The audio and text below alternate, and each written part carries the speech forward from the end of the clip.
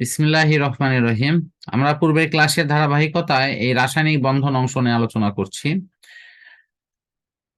এখানে আমরা দেখতে পাচ্ছি যে যোজনী একাধিক হলে তাদের ক্ষেত্রে যৌগ গঠন প্রণালী বা অন্যান্য কিছুতে তার কি প্রভাব পড়ে। এখানে বেশ কিছু উদাহরণ সহ যৌগ দেয়া আছে। তো আমার মনে হয় যে এখান থেকে যে প্রয়োজনীয় টেকনিক্যাল ভাবে যে যোজনীর বিষয়ে তথ্য পাওয়া যাবে সেটি পরবর্তী যৌগ গঠনের ক্ষেত্রে অনেক বেশি সহায়ক হবে বলে আমি মনে করি। তো এখন দেখবো যৌগমূলক এবং তাদের যোজনী। প্রথমত যৌগমূলক কাকে বলে? একাধিক মৌল যদি একত্রিত হয়ে এমন একটা পরমাণুর দল তৈরি করে, যে পরমাণুর দল রাসায়নিক বিক্রিয়াতে একটি মাত্র পরমাণু নিয়ে কাজ করে,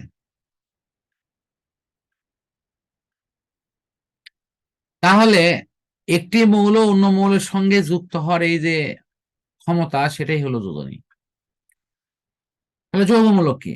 যৌগমূলকের দুইটি বৈশিষ্ট্য থাকবে। একটি হলো এরা বিভিন্ন মৌলের পরমাণুর দল রাসায়নিক বিক্রিয়ার সময় একটি মৌলের মতো আচরণ করে। আবারও বলতেছি, রিপিট, বিভিন্ন মৌলের পরমাণুর দল রাসায়নিক বিক্রিয়াতে একটি মাত্র পরমাণু ন্যায় ক্রিয়া করে।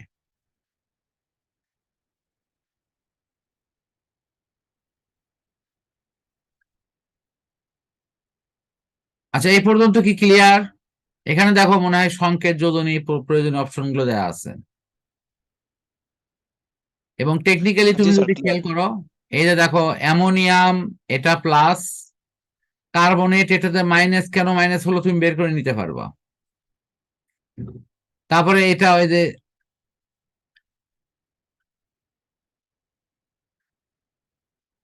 এই যে এটার ব্যাখ্যা পারবা, ইভেন কি নিচের এটার ব্যাখ্যা দিতে পারবা, এভাবে প্রায় অধিকাংশই ব্যাখ্যা দিতে পারবা।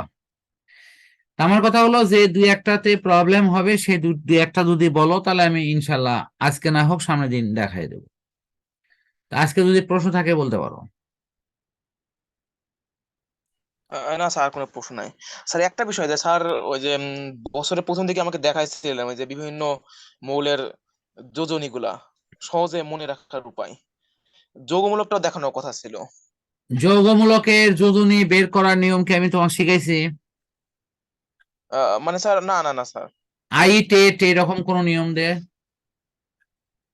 না স্যার, যৌগমূলক, হ্যাঁ স্যার, এরকম একটা শিখাইছিলেন আমাকে। হ্যাঁ, যে আই টেট যেমন সালফেট, নাইট্রেট, কার্বনেট, এরকম। আর যেমন স্যার ওই যে আইটের মধ্যে থাকবে হলো নাইট্রাইট, সালফাইট, এরকম। তুমি যদি এগুলো কিছুটা ভুলে যা থাকো, আমি আবারও ইনশাল্লাহ দেখাই দেবো, সমস্যা নাই। কিন্তু তুমি এই যে চার্টের যে যৌগ মানে মানটা, এটা আপাতত তুমি সংকেত এবং প্রয়োজনীয় অপশন গুলো মনে রাখো। বুঝতে পারছো কি? জি এখন স্যার। আপাতত দেখে করো, এবং এটা আমি নেক্সট দিনে ইনশাল্লাহ তোমার ওটা পুরোপুরি শুরুতেই করে দেবো আমি। স্যার, ওই যে মৌলগুলো তো দেখাইছিলেন আমাকে, ওই যে একটা সারির মধ্যে 1 2 3 4 5 করে, আমি আগে একটা বসে নিলাম। এটা আগে অধাতু, পরে সালফার। ধাতু, এটা আবার একটু প্র্যাকটিস শুরু করো। জি স্যার। স্যার, আমি প্রতিদিন ওটা চালাই যাচ্ছি তো। না, ঠিক আছে, তুমি যদি ওটা ওইভাবে লিখে থাকো তাহলে আলহামদুলিল্লাহ, তাহলে এখন আর লাগবেই না। বাট তুমি তারপরে লেখা একবার আমাকে দেখাইও। জি স্যার। মানে প্রতিদিন অন্তত একবার একবার হলো আমি ওটা চালাই যাচ্ছি, নাহলে স্যার আচ্ছা, তাহলে সুবিধা হয়। আচ্ছা, ঠিক আছে, থ্যাংক ইউ, অনেক ভালো কাজ করেছো। আহ রাসায়নিক সংকেতের ক্ষেত্রে রুলসটা কি বলো? আগে হলো প্লাস মৌল বা যৌগমূলক, এরপরে হলো মাইনাস মৌল বা যৌগমূলক, এটা বসবে। এটাই রুলস না, বলো তো? জি স্যার। আচ্ছা, তো প্লাস মৌলের মধ্যে যারা থাকে, বিশেষ করে ধাতব অংশ, এরা কিন্তু বিক্রিয়া করার পর তাদের নামের কোনো পরিবর্তন হয় না। নামের পরিবর্তন করার ক্ষেত্রে একটা সুনির্দিষ্ট রুলস এবং ধারাবাহিকতা কিন্তু আছে, এটা একটু আমাদের খুব সূক্ষ্মভাবে খেয়াল করতে হবে। সেটা কি আসলে? তুমি যদি অধাতু বিক্রিয়া করো, যেমন chlorine, fluorine, bromine, iodine, oxygen, nitrogen, hydrogen, এগুলো কিন্তু যদি কোনো কারণে প্লাস ভূমিকায় থাকে তাহলে এদের নামের পরিবর্তন হবে না, কিন্তু যখনই মাইনাস ভূমিকায় যাবে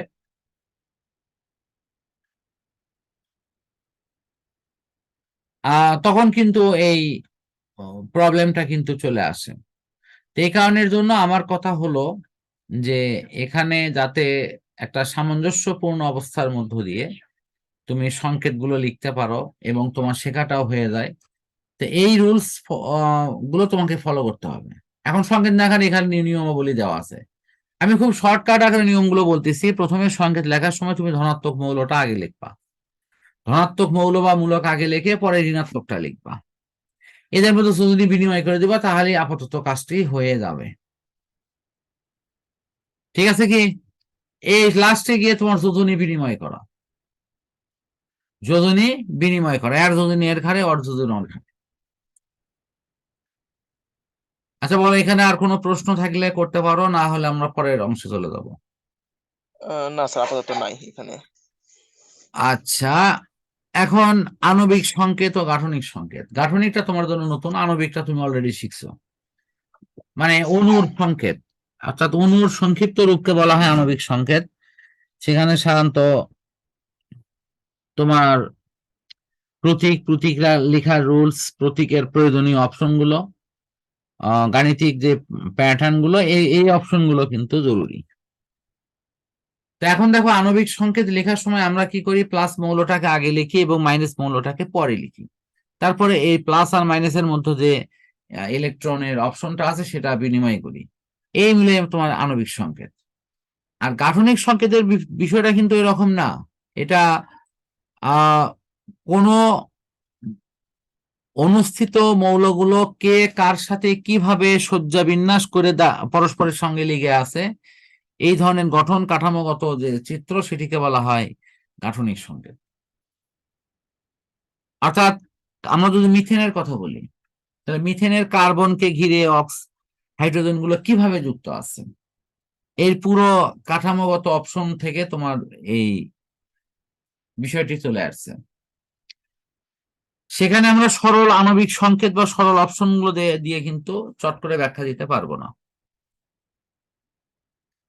এখানে বেশ কিছু গাঠনিক সংকেতের অপশন দেওয়া আছে, তুমি দেখে নিতে পারো।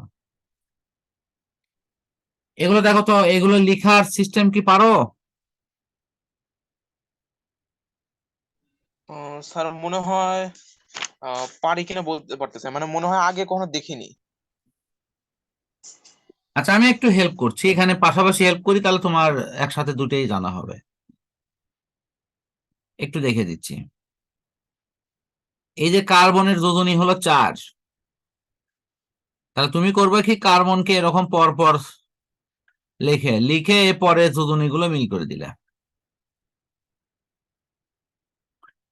তার মানে এখানে কার্বন গুলো যুক্ত হলেই কিন্তু তোমার হয়ে যাচ্ছে।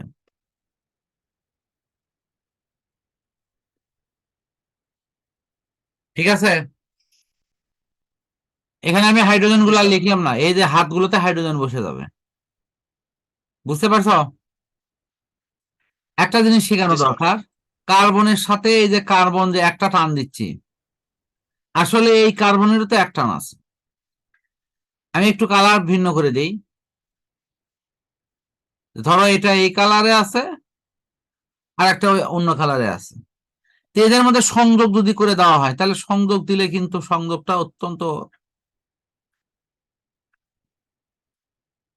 কি বুঝতে পারছো কি, তার মানে টান একটা, এখানে টান একটা, কিন্তু আমাকে বুঝতে হবে এর মধ্যে যোজনী আছে 2 জনের 2টা। ক্লিয়ার? জি স্যার, ক্লিয়ার।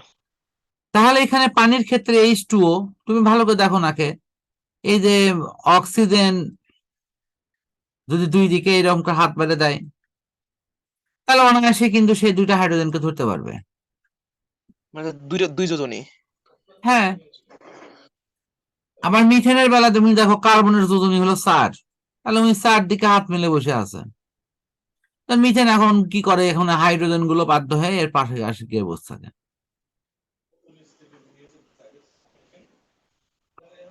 তারপরে এটা এখানে,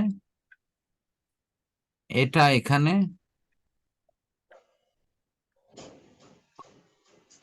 এভাবে কিন্তু বিষয়গুলো দেয়া আছে।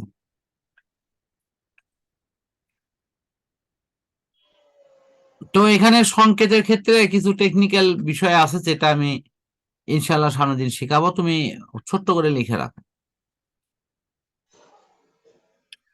এখন স্যার দেখো কি লিখবো? অষ্টক ও দুইয়ের নিয়ম। অষ্টকের নিয়মটা কি? সর্বশেষ শক্তি স্তরে 8টি করে ইলেকট্রন অর্জনের যে রুলস, সেটি হলো অষ্টকের নিয়ম। তাহলে সর্বশেষ শক্তি স্তরে কয়টা ইলেকট্রন অর্জন করবে? 8টা। 8টা। এই 8টা ইলেকট্রন অর্জনের যে রুলস, সেটাই হলো অষ্টকের নিয়ম। আর তোমার দুইয়ের নিয়মটা কি? যে যে স্থানে অষ্টকের নিয়মটা পুরোপুরি খাটে না, সেই স্থানে আমরা এই দুইয়ের নিয়মটা ব্যবহার করি।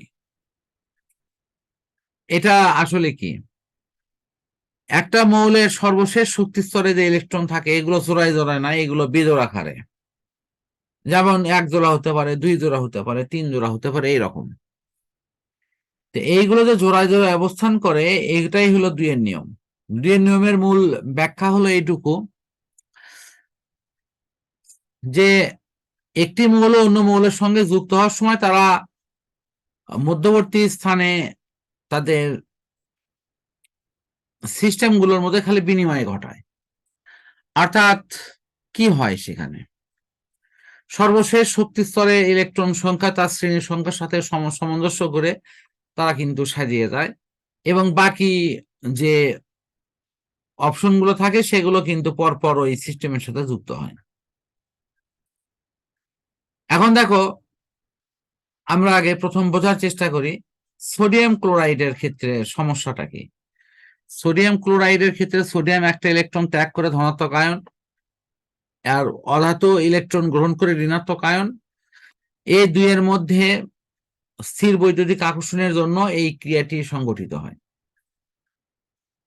এখন দেখো, এই যে অষ্টকের রুলসটা কিন্তু সোডিয়াম ক্লোরাইড কিন্তু মেনে চলছে, কিন্তু প্রশ্ন হলো সোডিয়াম ক্লোরাইডের মতো অন্যান্য ক্ষেত্রে কিন্তু উদাহরণটা এত স্মুথলি হবে না। সেক্ষেত্রে হয়তো অষ্টকের নিয়মটি নাও মানা হতে পারে, এবং সেখানে অষ্টকের নিয়মটি যখন মানা হবে না, তখন সেক্ষেত্রে ব্যতিক্রমী রুলসটা কিন্তু এখানে খাটানো হয়। সেটা কি? সে ব্যতিক্রমী রুলস হলো এরকম যে জোড়ায় জোড়ায় ইলেকট্রন। আমরা ভাবি যে বহিস্থ শেলে ইলেকট্রন 5 জোড়া আছে, 6 জোড়া আছে, 8 জোড়া আছে, এরকম। অর্থাৎ জোড়ায় জোড়ায় থাকবে, সেটাই হলো সবচেয়ে যুক্তিসঙ্গত। আহ কোনো কারণে যদি কারো ইলেকট্রন ঘাটতি হয়, তাহলে এটা ওই 3 জোড়া 4 জোড়া এই অপশনগুলো থেকে সহজে অ্যান্সার করা যাবে। তাহলে আমরা এখানে কি বুঝতে পারছি? যে এই 4-এর রুলসের চাইতে 2-এর নিয়মটা কিন্তু অনেক বেশি ভালো এবং প্রাণবন্ত। বুঝতে পারছো কি? জি স্যার। আচ্ছা, আমি 2-এর নিয়মটা নিয়ে আমি মনে হয় একটা উদাহরণ দিই তোমাকে, একটু ভালো হয় তাহলে। যেমন তুমি যদি জি অ্যামোনিয়ার স্যার। ক্ষেত্রে দেখো, অ্যামোনিয়াতে এই বাহিরে ইলেকট্রন আছে 5টা। তার মধ্যে করলো কি, ইলেকট্রন দেখো এই একটা ইলেকট্রনের সাথে হাইড্রোজেন যুক্ত হলো,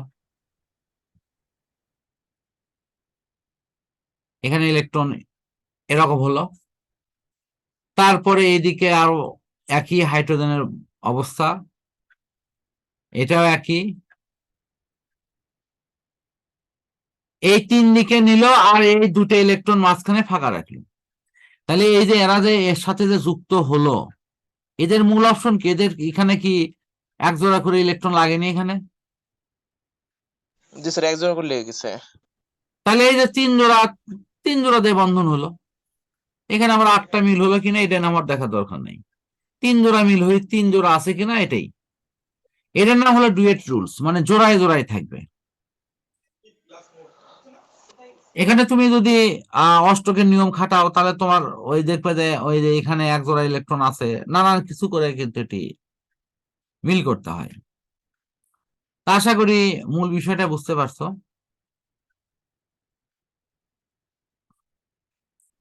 জি স্যার। তাহলে আমরা এই অপশনটা এখান থেকে ক্লিয়ার করতে পারি। এখন রাসায়নিক বন্ধন এবং বন্ধন গঠনের কারণ। দেখো দুইটি পরমাণু কেন রাসায়নিক বিক্রিয়ায় অংশগ্রহণ করে, কি কারণ একটু বোঝার চেষ্টা করো। একটি মৌল অন্য মৌলের সাথে কেন যুক্ত হবে, কি প্রয়োজন? আমরা এটা আজকে, আমি ভাবছিলাম একবার। হ্যাঁ আমরা আজকে এই এই গল্প শুরুটা করব, তবে উদাহরণ সহ। এই গল্পের শেষটা ইনশাল্লাহ আমি নেক্সট দিনে দেখাবো, কারণ উদাহরণ সহ যখন দেখাবো তখন তোমার আয়নিক বন্ধনটা হয়ে যাবে। যেহেতু আজকে আমি থিওরিক্যাল পার্টটা পড়াচ্ছি, আজকে আমি উদাহরণটা দেব না, শুধু আমি এইটুকু বলতেছি। তোমাকে যদি কেউ বলে যে তুমি সৎ হও, ভালো কাজ করো, আল্লাহকে ডাকো, কোনো ভুল করে থাকলে আল্লাহর কাছে তওবা করো, কোনো মানুষের সাথে ভুল করলে তার কাছে মাপ চাও, এরকম ভালো কাজের যে তোমাকে আহ সুযোগ দেয়া হচ্ছে, আর তুমিও ভালো কাজ করতেছো, প্রশ্ন নিজেকেই করো তো, কেন করতেছো বলো তো? এই কেন একটা কারণ তো অবশ্যই আছে। আমি যদি আচ্ছা বলি স্যার, যে মানে তুমি মনে প্রাণে বিশ্বাস করো যে পরকাল আছে, আমার হয়তো চলায় ফেরায় কোনো ভুল ত্রুটি হয়েছে, আমি তাড়াতাড়ি মাপ চাই নেই, আমি একটা পরিচ্ছন্ন মন নিয়ে আমি নিজেকে বড় করব, এবং স্বাভাবিক মৃত্যুর মধ্য দিয়ে আল্লাহ কাছে ঈমান নিয়ে আমি যাব, এবং আমাকে আল্লাহ তাআলা বেহেশত দান করবেন, এই একটা বিশ্বাস আছে বলেই কিন্তু তুমি ভালো ভালো কাজ করছো, আল্লাহকে ডাকছো, মন্দ কাজ ত্যাগ করছো। আমি কি ঠিক বললাম?